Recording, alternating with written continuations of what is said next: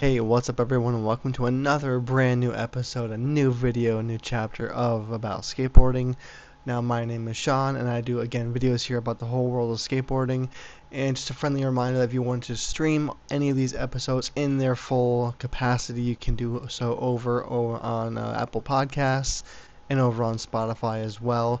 Now, it's another really fun fact, too, as well, that I just designed some merchandise for the channel myself, and I'm wearing the sweatshirt right now. I'm pretty stoked about it. So if you're in the mood to support the channel a little bit further than just watching and listening, or watching or listening, or both, then feel free to go ahead and go over to my shop. I designed all the merch myself. All the designs are from me. And if you're listening to this over on Spotify or over on Apple Podcasts as well, it's going to be in the link in the description of the podcast, or just go to aboutskateboarding.store. And then you can find it all there, and it's all just, just to support the channel if you want to do that a little bit extra.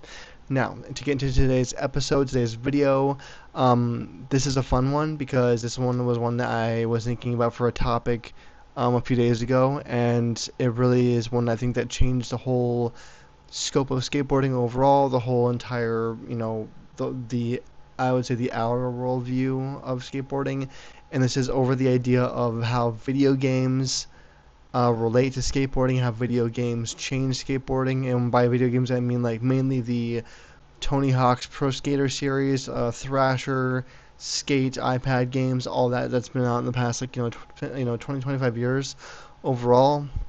And to kind of get into everything, so before, and this is all, kind of my opinion, again, in my experience, but before all the video games kind of came out, whether any of them really like came out, I feel like skateboarding was more of primarily a televised event on ESPN sometimes for the X Games, and it wasn't in the Olympics yet. That's a brand new thing.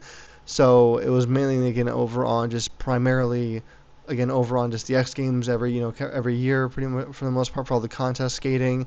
And then that was about it. There wasn't too much else out there. There was some stuff on besides X Games, like on ESPN. I remember back in the day, like if you ever watched the Tony Hawk's Gigantic Skate Park Tour, like that was on ESPN2 primarily when it came out, and they had like a solid like 4 or 5, 6 seasons, I think it was, and like they went internationally with it. It was a pretty big deal too, and it was really rad for what it was. But I don't feel like, for even as popular as skateboarding was back then, that it really got worldwide recognition to kids especially until video games kind of came into the picture and blew it up even more.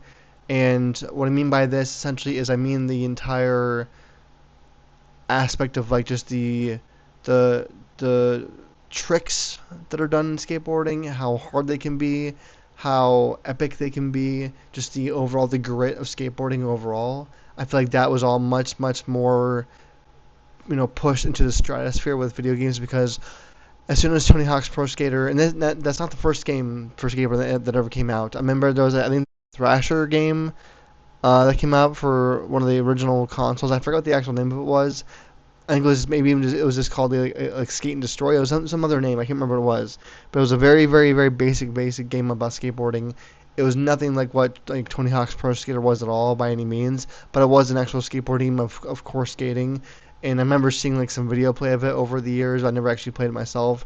It was even before my generation of skating, but really like from what I'm going for here is just the whole idea of what Tony Hawk's Pro Skater, that whole series of games brought to skateboarding, how it blew it up, how it made it much larger than I think anyone in skateboarding ever thought it would be, including Tony Hawk himself. Because there's been a lot of interviews where he's done lately in the past like 5-10 years, really in the last 5 years, where since they kind of have remastered and re-released the Tony Hawk's, getting the series himself into a more modern 2025 version of them, that he even like gave some interviews about how he felt like that game went way over whatever even he thought it would be. Like you know what I mean, and which is interesting too, because I feel like they did such a good job of that whole series as well, and they're still one of my favorite video game series ever made overall. But to kind of get into it more, I feel like again, because I feel like when the games came out, I mean they had all the best pros, or the most like kind of, I mean it was all handpicked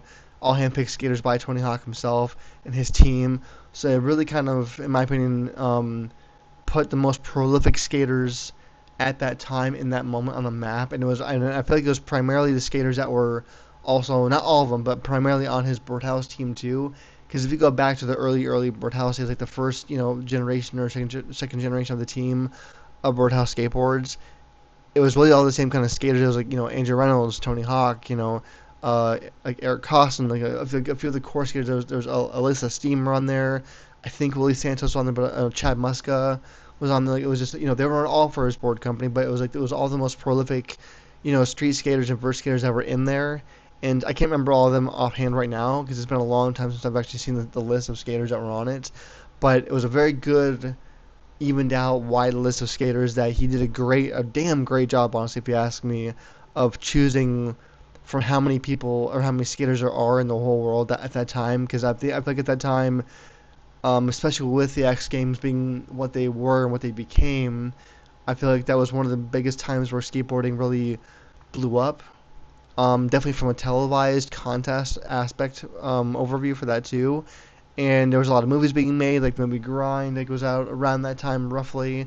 So there's a lot of movies being made, like Bam Margera was in their game too, and he, had his whole thing, like both like for the CKY series, and also for just like even before the whole CKY, like that whole process too. So I feel like this the fact that the games had all these extremely prolific kind of headliner skaters in them, and then the games themselves were just solid. Like, even the first one, like I remember the first one was so, like, I don't think anyone expected it to be anywhere near what it was, and just the mappings, I guess if you want to call them that, the mappings, like the lands, the levels of skateboarding that were in there, the amount of tricks you could do, and they were all core skate tricks too. That was one of the coolest things about that. Like one of the raddest things about the whole game, even just the first one, was the fact that all the tricks in there were like core skateboarding tricks. And I mean, obviously, it was definitely a little bit more of a suspending reality kind of skating, because a lot of the lines that you could do were like insanely not realistic. I'll put it that way, but it was fun, and it's one of those things where it gave a huge spotlight to skateboarding in a way that I don't think anything else ever did in that sense, and that really has never done since then.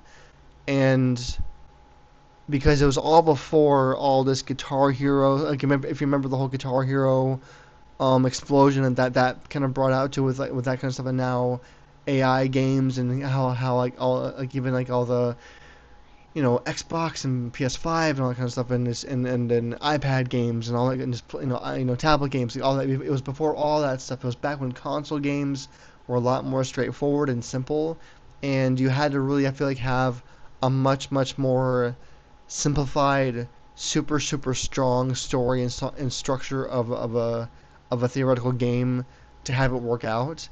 And so I feel like because the design company, which was Neversoft, that's the company that made all of them, like designed them and created all of them. They probably could have easily messed it up. I'll put it that way. I feel like they could have easily come to Tony Hawk and been like, hey, we're gonna make a skateboarding game for you, like a core skate game, and they could have made it an absolute disaster. He probably would have made some money off it for sure, but for them to make what the games became at that time. And because again, I feel like they came out in the late '90s. I think it was the late '90s and very early 2000s was when they were released. I can't remember the exact date, but it was very in the beginning of what really good looking games were, for sure, like just overall games, but for sure for a skateboarding game. And I remember playing it and being absolutely blown away by it because of the fact that, again, you could do some serious lines of tricks, and it just brought this entire whole new generation and whole world of youth and adults, honestly, but a lot of youth into the culture. And beyond all that, too, like one of the best things about it, too, from my opinion, was the fact that it had some of the best and most relatable punk music in it, band wise. So it gave a lot of music and the atmosphere of music and skateboarding music like a very big bump up too. It kind of just really emphasized the skateboarding culture, because there's a lot of things in the game that were very true to the essentials of what skateboarding has always been like, as far as like the spots that were chosen, because most of the spots, like some of them were not real, they were just created by Neversoft, but a lot of the spots that you skate in the game are are real places, and they did a damn good job of emphasizing and recreating those places digitally to be what they really are in person.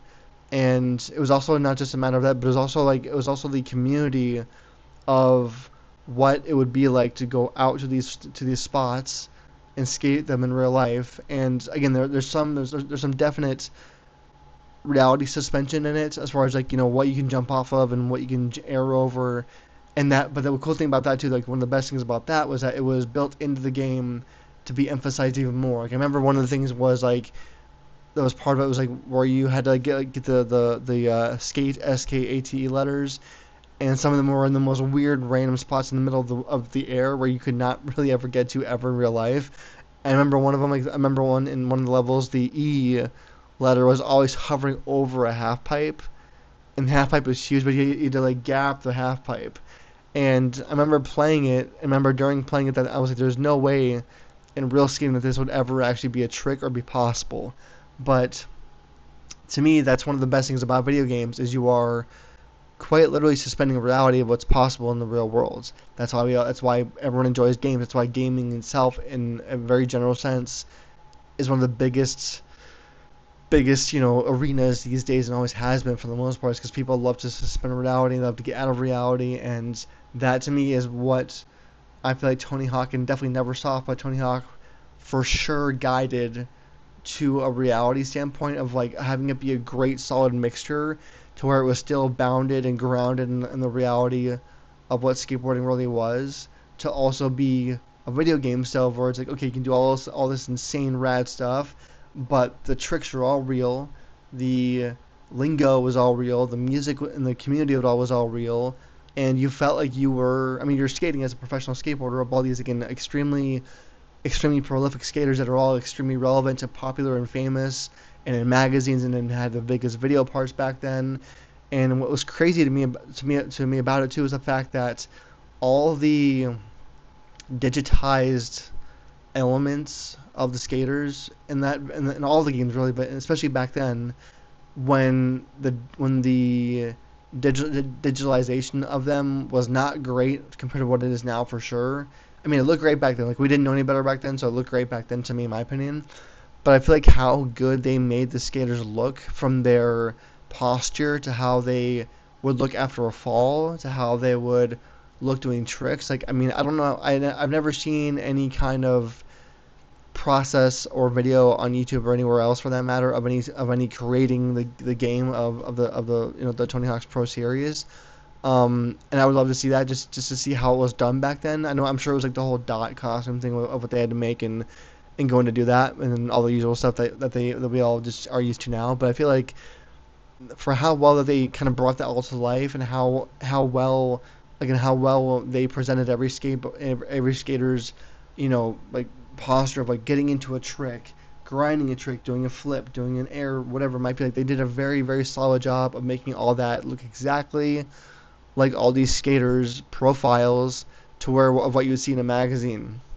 And again, I have zero idea what the process was for creating the whole series. For that, it couldn't have been easy at all, and I have no idea what technology they used back then to make the game series at all. Again, it's one of those things I've always been curious about, especially more looking back into it, because nowadays with how advanced the whole entire thing is, as far as it looks for sure nowadays, but especially with how far we are ahead of with technology now, like thinking back, it really kind of is even more amazing that they were able to pull off what they did back when those games came out. Because as the years progressed and more of the series came out and more spots were released and more maps were released, and then even the inclusion of online gaming started to kind of become a thing and became popular, and where you could go and game with someone online and play skate with them, and then do contests and do all that, and all in a really somewhat real reality, somewhat based kind of thing, kind of tone, is what made the series so damn good overall for what it's worth.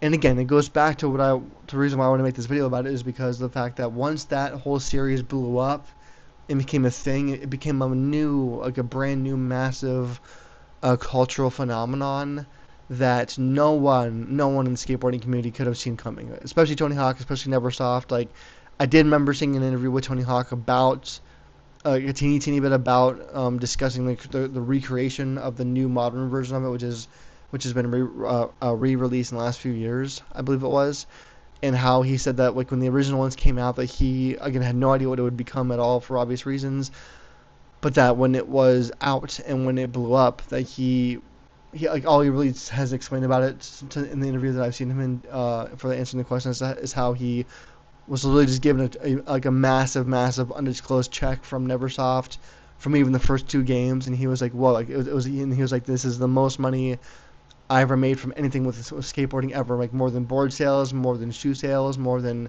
contests, more than any of that stuff to get together was the skateboarding games." And to me, that really kind of puts into perspective how much money is made off of video games for sure, for one thing, but just how much I didn't expect it to blow up the way it did.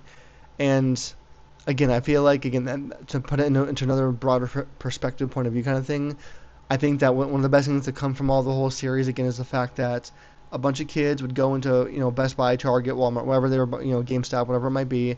They would be looking for a new game at that time. And then I think that skateboarding was, at that point in time, at least in my opinion, was on the verge of that next level. It was on the point of being much cooler than it ever was before, or viewed as a very cool sport. It was viewed as a positive experience. It was viewed as being the next level of what's cool to do as a teenager or in your youth, like the whole eternal youth factor of it all. And a lot of kids were already starting to get into skateboarding as more of just like as the hobby and trying it out and seeing what it was like. And then that's what the games did, is that they really put you safely, I should say, into that world, and then you were pretty much indirectly taught, for the most part, a majority of what skateboarding was like. Again, as far as like what I mentioned before, which is like the community of it, all the core tricks on it. Like so all these kids were learning all these skate tricks at home without doing any skating at all, and then what would come next after that would be the obviousness of them being like, okay, well, this is really fun to do on a skateboarding game, so maybe I should go and try and do this in real life. And that's where the whole entire fun part thing hits, of where reality hits, of where, oh, these are actually really hard to do in real life and in person. And so that's another thing I've always wondered over the years, since the games have come out in the 90s, is how many kids, not literally, but just in a generationally speaking, like how many kids played the game, loved it, were inspired by it, wanted to be part of the community, wanted to be part of the movement, the big bang, so to speak, of what skateboarding went through because of the games. But then they went out and bought a board from one of the pro riders in the game, and then they tried to skate and then sucked. Like, I'm very curious about how they felt going through that emotion, that reality, that whole entire process of like, oh, this is actually really hard to do. And it makes me wonder even more so then from that point on if that gave skateboarding a much more respective view from the outside world. Because before the games really came out, besides X Games and contests and public stuff of Tony Hawk and all the popularity behind Bam Margera on MTV and CKY, skateboarding largely was viewed as a very punk scene, kind of punk rock kind of vibe. It was viewed as an outcast form of expression. It was viewed as a variation of like, well, these skaters, they don't care about anyone else but themselves. They're only trying to, break property and destroy property, and that's all they really care about, which is not true at all. But that was the overall view that I always got from people that viewed me as a skater. Was like, they were like, oh, this is just like the essence of what skateboarding is. It's a bad thing. It's not good for you. Blah blah blah. You're gonna get hurt. You're gonna get blah, blah, all that usual stuff. So I think that it was I'm very curious about what the actual reality would be at that point in time when all these kids got at the age of like between 7 and 12 years old, pretty much for the most part, like would buy these games, go play them, love them, enjoy them, go buy a board from Target or Walmart, whatever it might be, and then try and do it and then just be not great at it. As far as I'm just wondering if that's like any kind of what the reality was back then. So if you are one of those kids back then where you bought the skateboarding game, the Tony Hawk series, played it, loved it, and then bought a board and tried to do it, and then we're just like, well, this is really hard to do. I was wondering if you just tell me how you feel in the comments. I'd love to know that. But so again, I just wanted to highlight in this video, this episode, about how I think that whole entire series of Tony Hawk Skateboarding series games really, again, elevated the whole entire world of skateboarding to a whole new level, and put it in a new stratosphere of what skateboarding ever could be because of that technology being there and being and more importantly, having it being done correctly and with respect and being done very, very well for the time period it was released in. So that's kind of my thoughts on it, because again, for me, I played it all. It was really during my core youth of learning of how to skate in the first place. So it was really cool to be able to go out and skate for real, come home, play the game for hours on end sometimes, and then almost get re-inspired to go out again because of just enjoying myself in the game, and then when to go back out and skate again. So again, that's kind of my thoughts and feelings on it. So again, let me know in the comments below, whether you're watching or listening, how you felt about it. If you were one of those, if you were like me and you loved it every single day, or if it introduced you to the sport overall. I love to know all that stuff in the comments below. Otherwise, again, thanks for watching. As always, thanks for listening. If you enjoyed this video, whether you're listening to or watching it, give it a thumbs up and subscribe, or follow me on the podcast. And again, merch is all brand new. I designed all of it. So if you like some merch and you want to support the channel and support me even more, then definitely go to, again, it's aboutskateboarding.store, or all the link is going to be across the board as far as on the podcast and over on the YouTube channel description below as well. Again, thanks for watching. Thanks for listening. And I'll see you guys all in the next episode.